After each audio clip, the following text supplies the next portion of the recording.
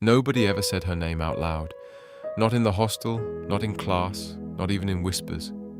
Because in Queen Adebisi Girls College, one name ruled everything: Headgirl Zara. The girl who punished seniors, silenced teachers, and made even the strongest students cry. But one night, everything changed. Because the girl everyone feared had a secret, and when it came out, nobody was ready for it.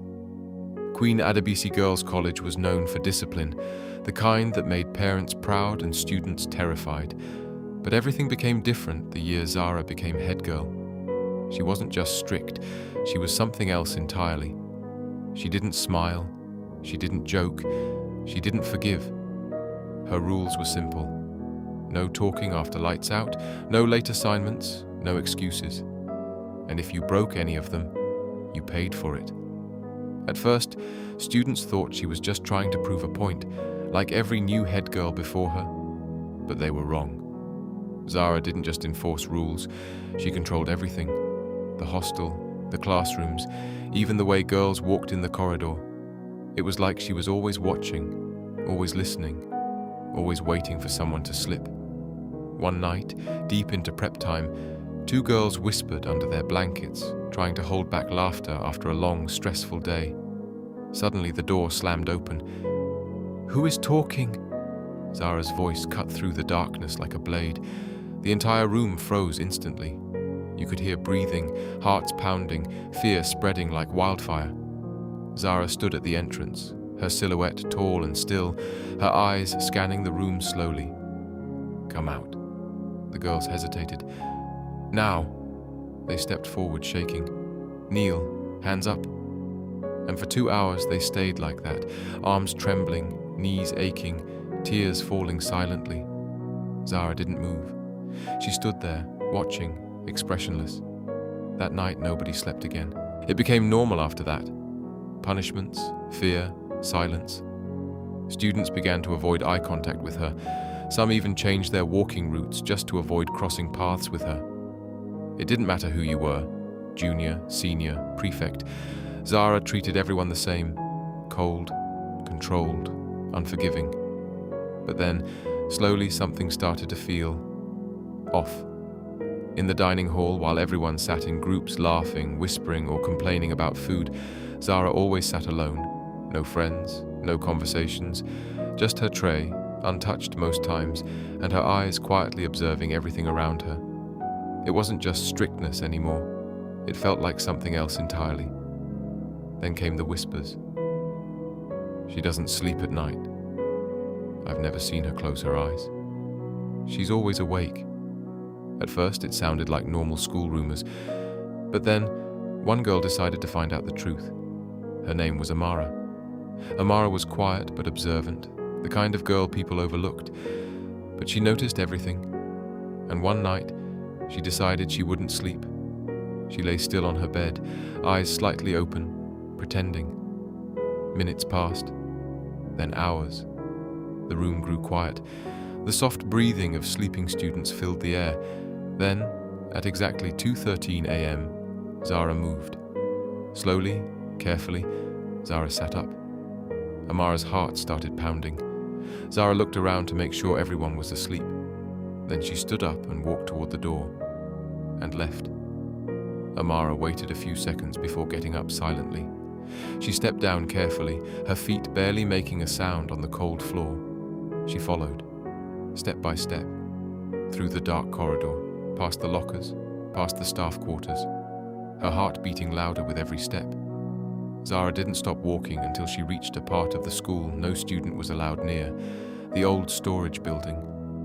Amara froze behind the wall as Zara stopped at the door. Zara looked around once, then knocked. Twice. Pause. Then once. The door opened. Amara held her breath. Inside, Zara wasn't alone. She was with Mr. Adewale, the strictest teacher in the entire school, the same man who made students shake during classes. What was she doing with him at this hour? Amara leaned closer, trying to hear. Zara handed him something, a notebook. He opened it slowly and began flipping through pages. Then he smiled. "Good work," he said. "Keep watching them." Amara's heart dropped. Watching them. What did that mean?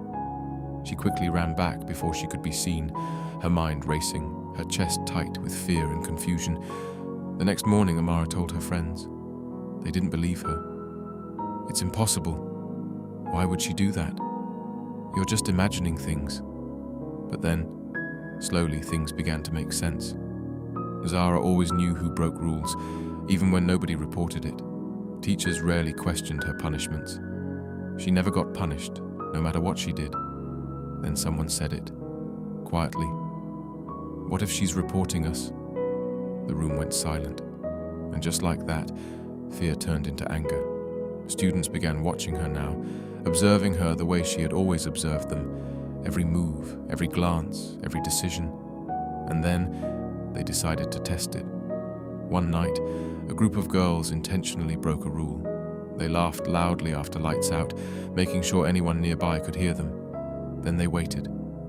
The next morning, Zara walked into class, straight to them. All of you, outside.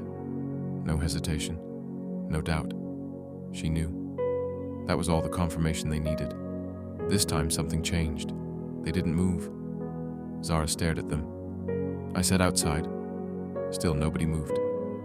How do you always know? One of the girls asked. Silence. Zara's eyes narrowed slightly. Answer us, another girl said. Still nothing. Then Amara stepped forward. We saw you. For the first time, Zara's expression changed, just for a second. But it was enough. You saw what? Zara asked calmly. At the storage building, Amara said, with Mr. Adewale. The room felt heavy, tense. Then Zara did something no one expected. She laughed, softly, a laugh that didn't sound like power. It sounded like exhaustion. You think I had a choice? She said. The room went quiet. What do you mean? Someone asked. Zara looked at them, and for the first time, they didn't see a ruler. They saw a person. If I didn't report you, she said slowly, they would send me home. Gasps filled the room.